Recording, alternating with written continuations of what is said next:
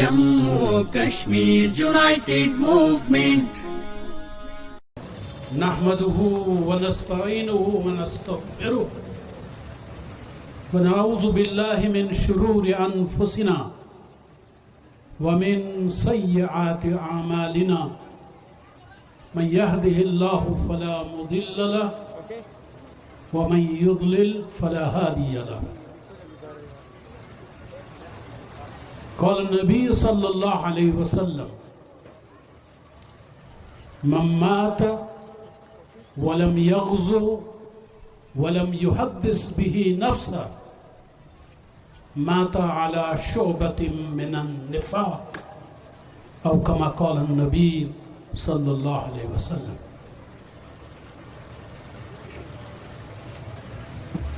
صاحب صدر،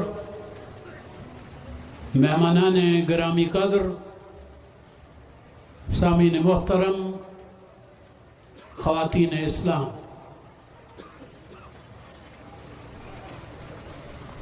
رسول اللہ صلی اللہ علیہ وسلم کی ایک مختصر سی حدیث مبارکہ میں نے آپ کے سامنے تلاوت کی. آپ صلی اللہ علیہ وسلم نے فرمایا، جس کسی شخص نے نہ جہاد کیا اور نہ کبھی جہاد کرنے کا خیال اس کے دل و دماغ میں آیا،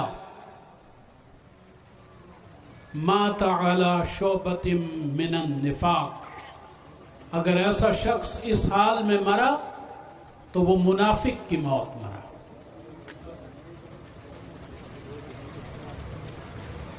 آج کا یہ پروگرام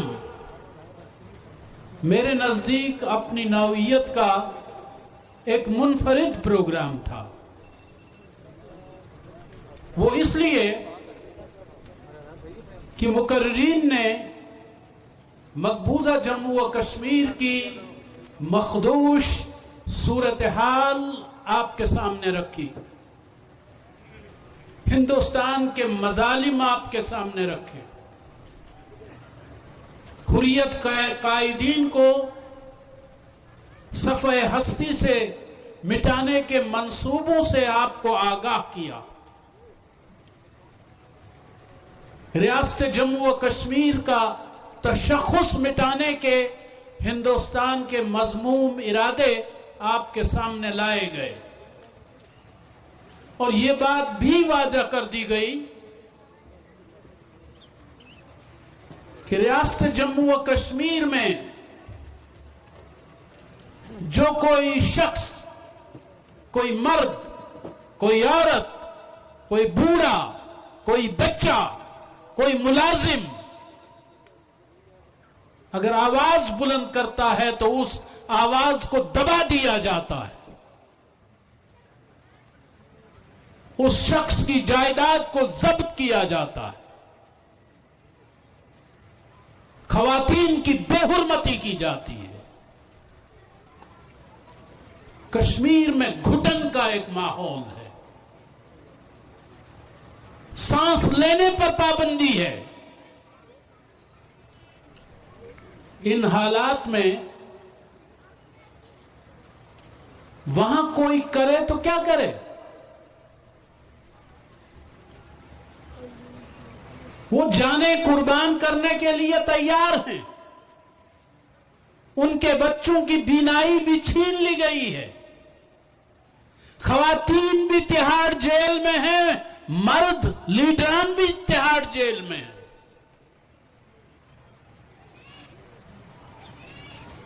ان حالات میں وہاں آواز بلند کرنا ممکن نہیں رہا، اس لیے یہاں سے آواز بلند کرنے کی ضرورت محسوس کی. اب وہ کام جو وہاں ہو رہا تھا ان کے بدلے آپ یہاں پہ وہ کام انجام دیں گے.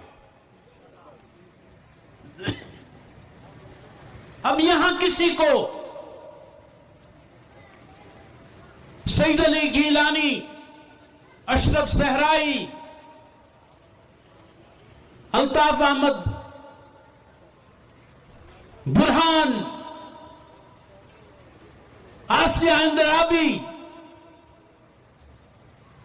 नाहिदा नसरीन, ये रोल अब यहां के मर्दों को, यहां की खवातीन को अंजाम देना होगा और यहां के साथियों को हुकूमत पाकिस्तान और हुकूमत आजाद कश्मीर का किबला भी दुरुस्त करना होगा।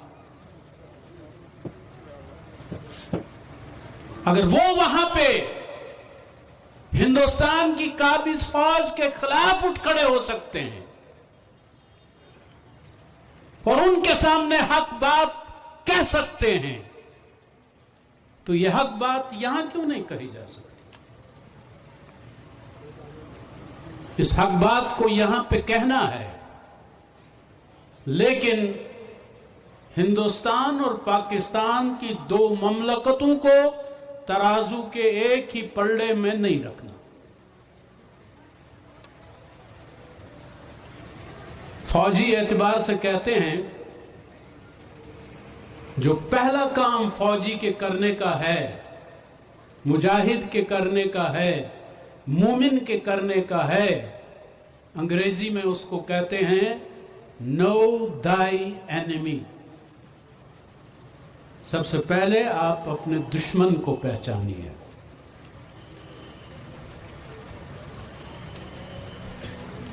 दुश्मन के खिलाफ आपकी हिकमत अमली अलग होगी और दोस्त के मुतालिक आपकी हिकमत अमली डिफरेंट होगी। ऐसा नहीं हो सकता कि आप दोस्त और दुश्मन को एक ही तराजू में तोलने बैठे।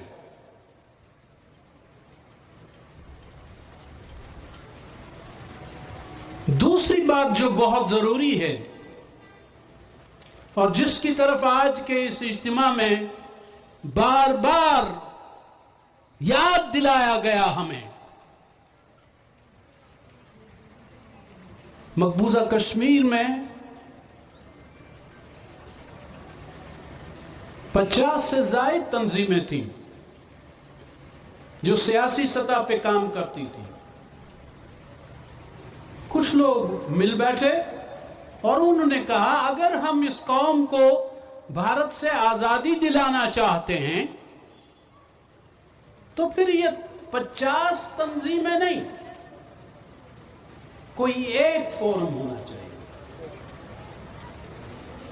अब मसला ये था कि यासीन मलिक साहब खुद मुख्तार कश्मीर की बात करते थे, सईद अली गिलानी साहब इल्हा के पाकिस्तान की बात करते थे, और वो तो इस दुनिया से भी रुखसत हुए ये कहते हुए हम पाकिस्तानी हैं, पाकिस्तान हमारा है।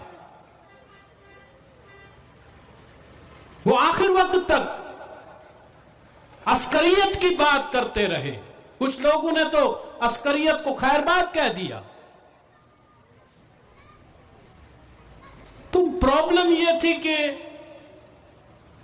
खुद मुख्तार वाला बयानिया हो या इल्हा के पाकिस्तान वाला बयानिया हो, सर जोड़ के जब बैठे, मिल बैठने से मामला हल हो जाते हैं। तो उसमें यह तय पाया कि हम तो ऐसी बात कर रहे हैं कि हमारे मकान पे दुश्मन ने कब्जा किया हुआ है और हम दो भाई आपस में लड़ रहे हैं कि जब ये मकान हमें मिल जाए तो इस पे हम किस रंग का पेंट करें, सुर्ख रंग करें या सब्ज रंग करें। तो किसी सियाने ने कहा, भाई पहले आप मकान तो हासिल कर लें, जब आपको मकान मिल जाए तो फिर दोनों भाई बैठ के देख लें, सब्ज रंग आंखों के लिए ठीक है, सुर्ख रंग आंखों के लिए ठीक है, वो ज्यादा मुनासिब है, ये ज्यादा मुनासिब है, जो मुनासिब होगा वो उस वक्त आप फैसला कर लें। लेकिन तब जब पहले ये मकान आपको मिल जाए, इसलिए ऑल पार्टीज हुर्रियत कॉन्फ्रेंस 93 में वजूद में आई اور اس میں نہ الحاق ہے نہ خود مختار ہے، اس میں ہم نے رائٹ ٹو سیلف ڈٹرمنیشن اپنا ایم قرار دیا۔ ہماری منزل جو ہے وہ حق کے خود ارادیت ہے کہ ہمیں یہ حق مل جائے۔ ہمیں یہ حق مل گیا، اس کے بعد ہم خود فیصلہ کریں گے کہ ہمیں کیا کرنا ہے۔ تو آج کے اس اجتماع کی دوسری بڑی بات جو تھی وہ یہ تھی، متحد ہو جاؤ بھی، اور متحد ہونے کے لیے کچھ بنیادیں ہونی چاہیے۔ قائد اعظم علیہ الرحمہ جب کشمیر آئے، مقبوضہ کشمیر، تو وہاں پہ جو خطاب انہوں نے وہاں کے لوگوں سے کیا وہ مختصر خطاب تھا۔ تو اس میں انہوں نے کہا، لوگوں ہمارا اللہ ایک، رسول صلی اللہ علیہ وسلم محمد ایک، کتاب ایک، کعبہ قبلہ ایک، اس لیے ہم بھی ایک۔